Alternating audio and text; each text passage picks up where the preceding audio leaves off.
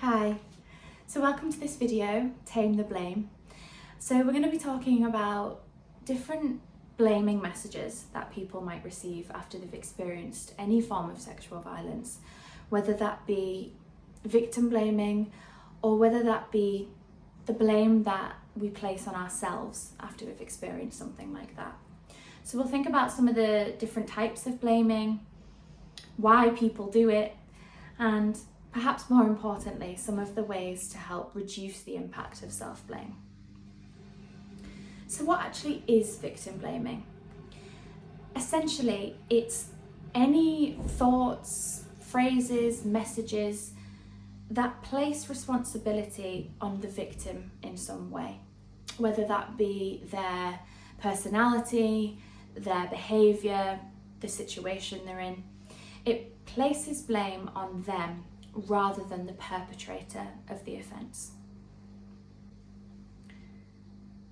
And if you've watched our debunking myths video, then you'll be aware of some of the scripts and some of the categories of myths that contribute to these different ideas around what sexual violence is, what causes it, where it happens, and ultimately the fact that those myths are largely responsible for the abundance of victim blaming messages that we unfortunately have in our society.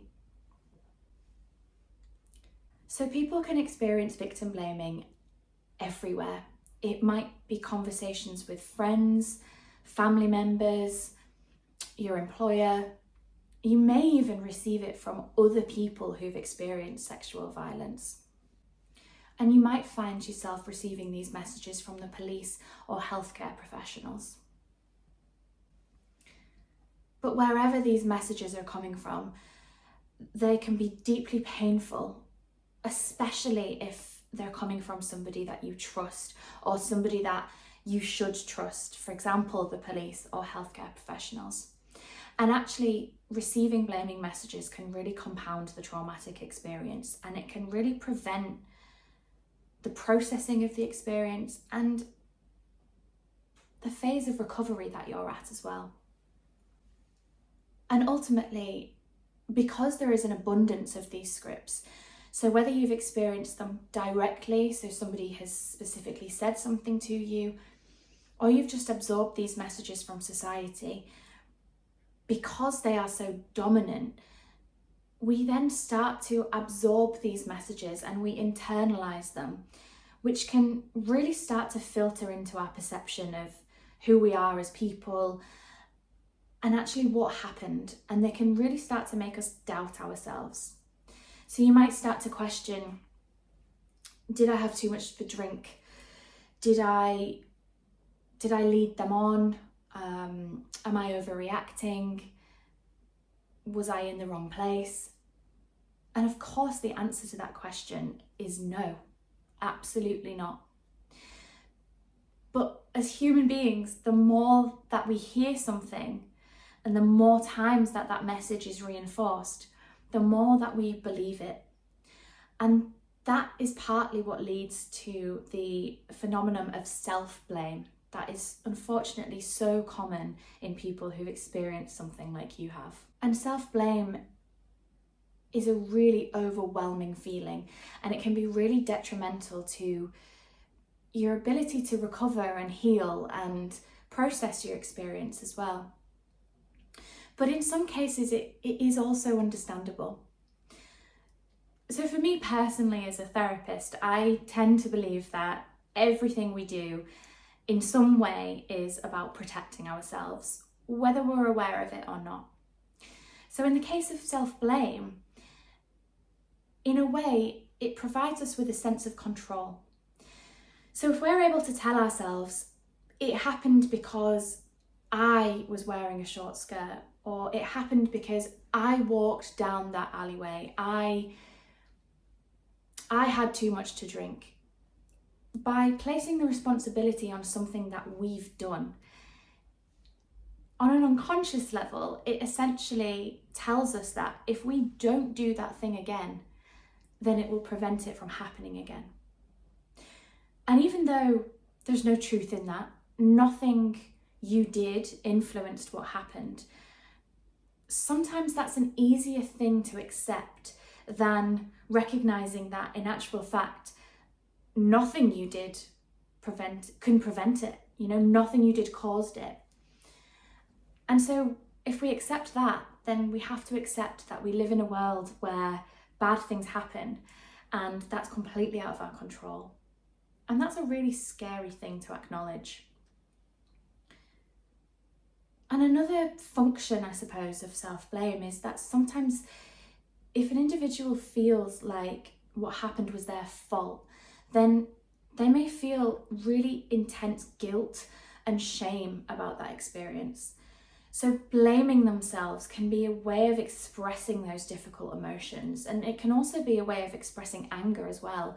And sometimes it can feel easier to be angry at yourself than somebody else. But essentially, whatever the reason that you're blaming yourself, and you may not know the reason why you're blaming yourself as well, with self-blame, it's not logical. You might be watching this video or talking about your experience and intellectually know it isn't your fault, but on an emotional level you really do feel like it is, and you actually can't accept the messages that it isn't your fault.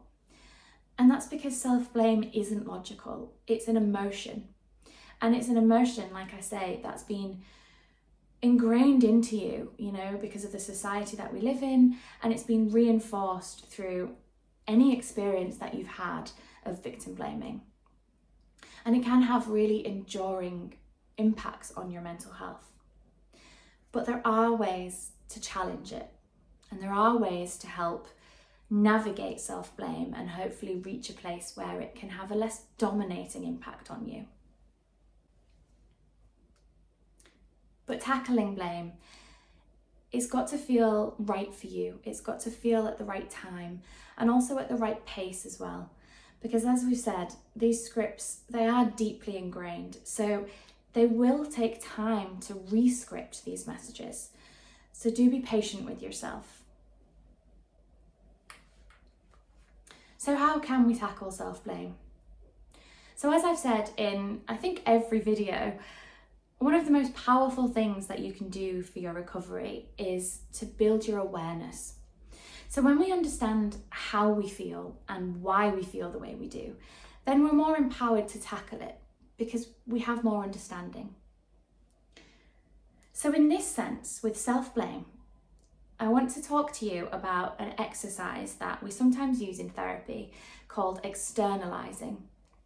And essentially what we do is we separate the problem, so in this case, the self-blame, from you as an individual, so that we can look at it as something that doesn't completely dominate who we are. And in that sense, we get to know the self-blame. So some people name their problem, they give it a character. It could be a villain from a book or a movie. Some people even like to draw their character and kind of bring it to life creatively. Essentially, we're giving it an identity so that we can start to understand some of the things that it thinks, some of the ways that it acts, and why it feels, thinks, and acts the way that it does. So we also want to think about some of the tactics that the blame uses. Does it use particular phrases? Does it ask you particular questions to make you doubt yourself? Does it remind you of particular conversations that you've had? Does it encourage you to read certain articles that maybe reinforce those blaming messages? Are there any patterns to your blame? Does it kind of rear its head when you're on your own, at night time? Is it louder when you're in big crowds of people? And maybe does it blame more aspects of your experience than others?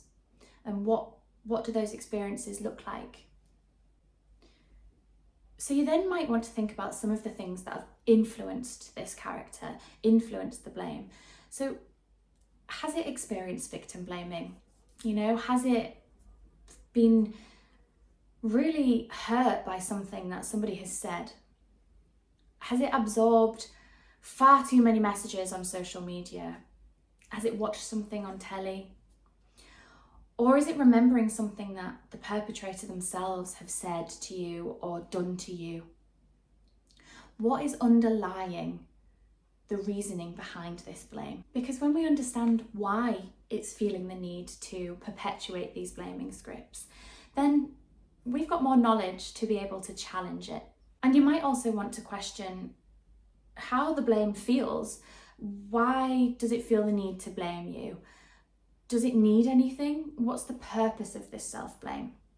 And all of that information together can be used to create a lot of information that you can use to counter the self-blame, to come up with alternative thoughts, feelings, and examples of why you are not to blame for what happened to you. And one way that we can do this is to almost create an alternative figure. So we want this figure to be compassionate, so something that represents compassion to you. It might be one of your favourite movie characters, but a compassionate one. So for me, I'm a Harry Potter geek, so Dumbledore always comes to mind for me. But it might be your future self. It might be, it might be a friend. Essentially, somebody who would say the things that you want to hear when you're experiencing those blaming messages. Somebody who can develop the tools and tactics to challenge those blaming scripts. And when you've developed this character, you're going to want to think about some of the skills that it has. So write a list of things that it can do to challenge that blame. So it might mean writing a list of absolutely everything that was not your fault about the experience. It might be a list of more compassionate phrases. So you might want to say something like, I know you feel like it was my fault because I drank too much. And I know you feel like I put myself in that situation. But actually, that's just the blame talking. In fact, absolutely nothing I did influenced what happened to me, and I didn't deserve it. So you might want to write some of these phrases down. You might want to stick them on post-it notes around your house. You might want to have a list of these types of sentences in the notes on your phone. Essentially, anything that you and this character can combat the self-blame. So anything about your experience that makes you feel, actually, no, that wasn't my fault. It might be a list of empowering social media accounts, or comforting movies, or even just compassionate images that make you feel safe. Whatever this character needs to help be able to spread those compassionate messages and really question those beliefs, then that's what you want in your toolkit. And you might also want to question, okay, I understand why the self-blame is thinking the way it does, because it has had a lot of experiences of victim blaming. So you might want to even have some ways of combating that. And that might look like, I know you feel like it was your fault. I know you feel like you should have said no. But you feel like this because somebody's told you you should. Somebody has blamed you for the way that you responded. And in actual fact, you couldn't help the way you responded. And that's their opinion. That's not our opinion. And actually, I know that I'm not to blame. So it's messages like that. And we are going to continue the conversation around blame on our community pages. So we're going to talk a little bit more around externalizing, how we can do this. It would be great if this exercise resonates with you. It would be great if you could share your characters with us. You might want to draw them, both the compassionate ones and the self-blame. But we're also going to think about some more of those phrases that you can use, some more things that you can have in your toolbox. And we're going to put that out there, but it would be even better if you were to get involved and if you were to share some of the things that you found helpful in taming your blame. And it's also worth noting that ultimately the aim of reducing the self-blame and the aim of reducing the impact of receiving any victim blaming is to fundamentally give the blame back to the person who deserves it. And that's the perpetrator. No one else is to blame for what happened to you, but the choice that they made when they did what they did. And so being able to give that blame back, it might take time, and that's okay. And it will be a really powerful place to reach, but it will also come with its own set of new emotions and experiences. And by reducing the emotions you feel around the self-blame, you might start to notice more anger coming to the surface, and that is completely okay. And so you might want to watch our video, which is all about anger and navigating that anger in a way that feels healthy and safe. But also just knowing that whatever phase of your recovery that you're at, whatever emotions that you're feeling, they do have a purpose. And it's really important that you listen and you give them space. And so I hope you found this video helpful. And the externalizing might not be for you. And we are going to talk about some of the other ways that we can combat blame on our community. So do keep an eye out for that. But essentially, whatever and however you decide to tame the blame, it's got to feel right for you, and you will know what will work best. But as always, it would be really great to share those tips because, you know, it's not just helpful in taming your own blame, but it might also be really, really helpful in helping somebody else to detach themselves from that blame. And it might be helpful for anybody that maybe hasn't experienced this, but is actually wanting to educate themselves and to learn more about the impact of victim blaming. So yeah, I hope it was helpful. Please leave a comment below if you've got any questions. We will answer those on the community. And I'm really looking forward to hopefully seeing some of the characters that you've created in tackling your self-blame.